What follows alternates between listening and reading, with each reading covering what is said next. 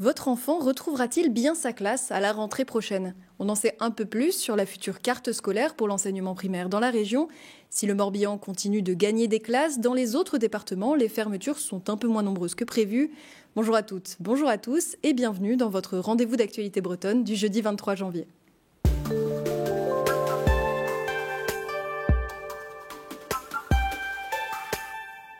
On vous en parlait en début de ce journal. Les écoles primaires du Morbihan vont accueillir 15 nouveaux enseignants. Dans les autres départements, le bilan est un peu moins joyeux. Les Côtes-d'Armor, par exemple, doivent perdre 4 postes, contre 14 pour l'Ille-et-Vilaine et 17 pour le Finistère.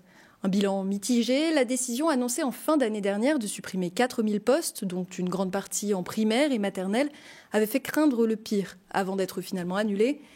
On écoute la réaction d'Olivier Cuzon, syndicaliste à Sud Éducation 29, au micro d'Enora Lenôtre. Finalement, on s'en tire pas trop mal, puisque le Finistère perd quand même 17 postes.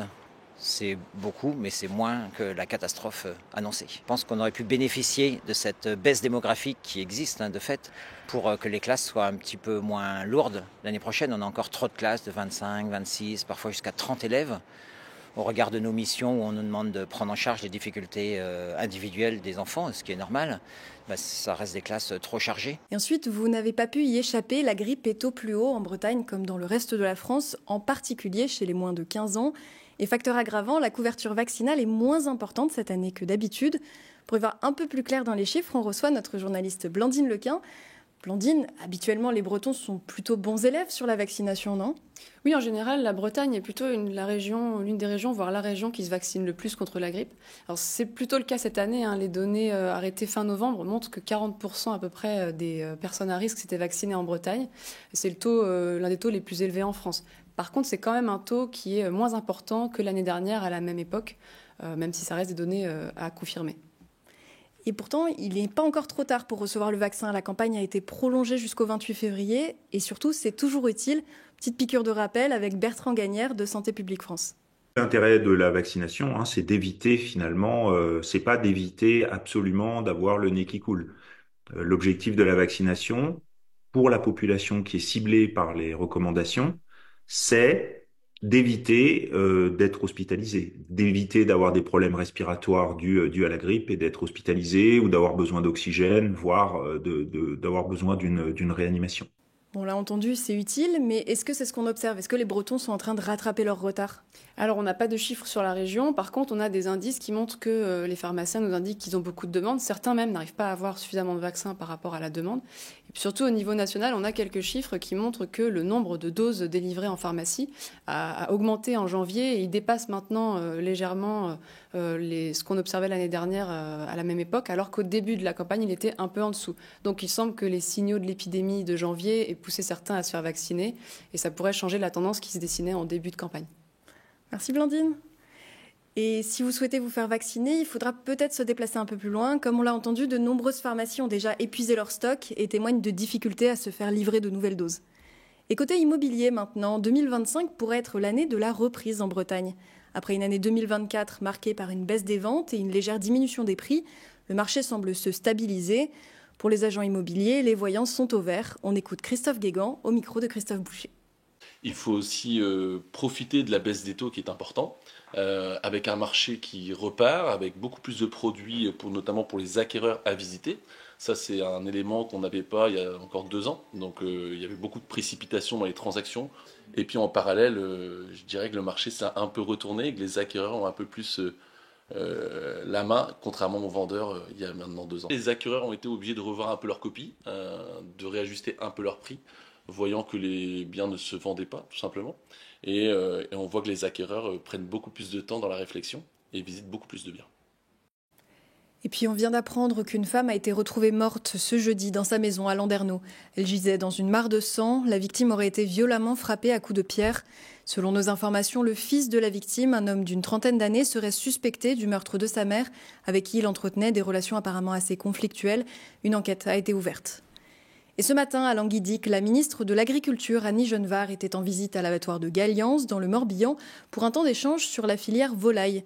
La signature récente de l'accord du Mercosur par l'Union européenne a soulevé de nombreuses inquiétudes dans la profession. Il prévoit par exemple l'importation de 180 000 volailles par an avec des droits de douane réduits dans l'Union européenne. La ministre a réaffirmé son soutien à l'élevage français. On l'écoute au micro d'Eva Thomas. L'agriculture française et l'industrie agroalimentaire est à la fois exportatrice, et c'est bien qu'elle le soit parce que c'est l'image de la France et de ses produits d'excellence, mais elle est aussi beaucoup trop importatrice. Et en matière de volaille, on importe beaucoup trop. L'État est aux côtés des entreprises pour les engager sur cette voie de la reconquête de la souveraineté alimentaire française. Une bonne industrie agroalimentaire dynamique, ça sert également l'agriculture française. Agriculture et transformation, production de la matière première agricole et sa transformation vont de pair. Et une cinquantaine d'ouvriers Michelin bloquent leur usine de Vannes depuis ce jeudi matin.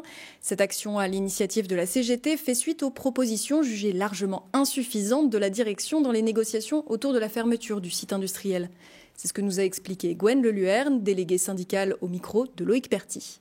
Demain, a priori, la directrice veut qu'on se rassemble avec les DS pour en discuter. Pour l'instant, au niveau de la CGT, nous sommes bien décidés à rester là demain matin aussi.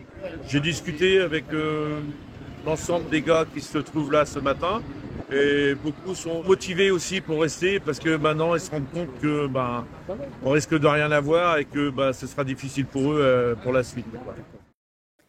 Pour rappel, le site industriel doit fermer d'ici fin 2025, supprimant près de 300 emplois. Et à Brest, maintenant, le plus grand salon d'orientation du Finistère a ouvert ses portes ce matin. L'objectif, faire découvrir aux différents candidats Parcoursup les multiples formations possibles sur le territoire.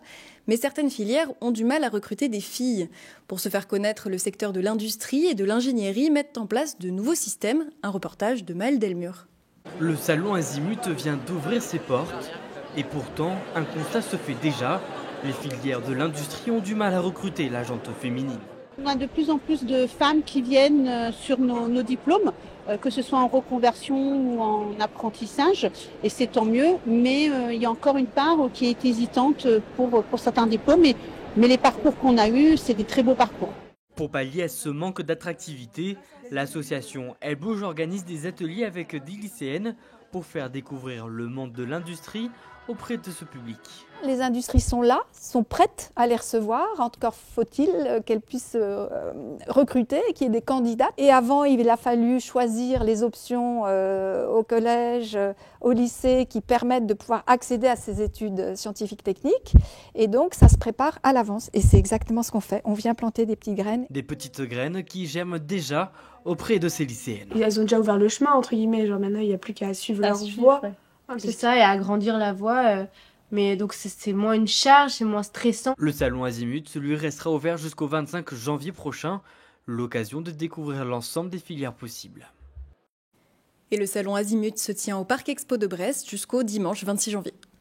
Et on vous en parlait en début de semaine, de nombreuses institutions comme la région Bretagne ou le département d'Ille-et-Vilaine ont annoncé quitter le réseau social X, une vague de départ qui bénéficie d'autres plateformes comme Blue Sky. On écoute l'éclairage de Valère Dior sur le plateau de Bonjour Bretagne. La base d'utilisateurs de Blue Sky a considérablement augmenté au cours des dernières semaines. Certaines communautés entières, par exemple le Brésil, a bloqué pendant quelques semaines Blue Sky, X. Et en l'occurrence, ça a incité tous les utilisateurs de X à migrer en masse sur Blue Sky. Et depuis, l'augmentation des utilisateurs ne se dément pas. Alors il y a Blue Sky, il y a Mastodon, qui est un système beaucoup plus décentralisé, mais un peu plus difficile à aborder pour les utilisateurs, qui est une alternative. Et il y a aussi une autre option dont on ne parle pas tant que ça, c'est le fait de quitter les réseaux sociaux, ce que font de nombreux utilisateurs dans mon entourage qui me disent c'est l'occasion. Et l'intégralité de ce débat est à retrouver sur TBO. Et on finit sur une touche de gourmandise. Est-ce que vous aussi, quand vous mangez une glace, votre partie préférée c'est la fin du cornet, la plus croustillante, souvent fourrée au chocolat ? Eh bien une entreprise morbihanaise l'a bien compris. Depuis plus de 2 ans, elle fabrique uniquement ce bout de cornet sans la glace. Un concept original qui séduit les acheteurs à travers le monde. Un reportage d'Eva Thomas. Non, vous ne rêvez pas, c'est bien la fin du cornet de glace que vous voyez là. Vous savez, cette partie qu'on raffole tous. Eh bien, il y a 2 ans et demi, l'entreprise bretonne Bite Cone, en anglais croquer un cône, s'est lancée dans la confection de ce petit bout de gaufrette entouré de chocolat. C'est parti d'un tweet d'une femme qui disait que c'était la seule fin heureuse dans la vie. Et du coup, on voulait en faire des céréales de base, sauf que le process est beaucoup plus complexe. Donc on a commencé par en faire des biscuits, ce qui était plus simple.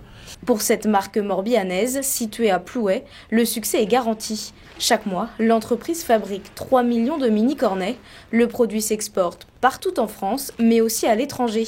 Et preuve de son succès, sur les réseaux sociaux, les vidéos de dégustation défilent. Forcément, on a un gros public francophone.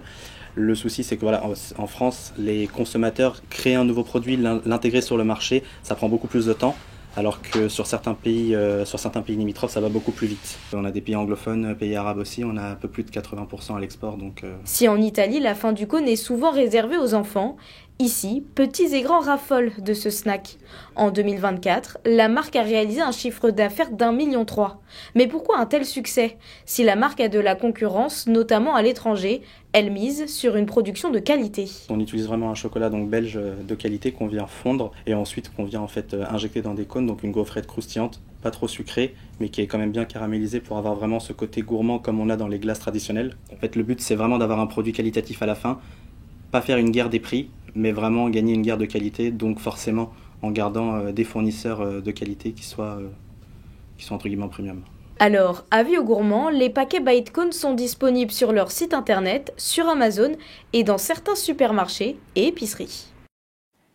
Et c'est sur cette touche sucrée que cette édition touche à sa fin. Merci à vous tous et toutes de l'avoir suivi.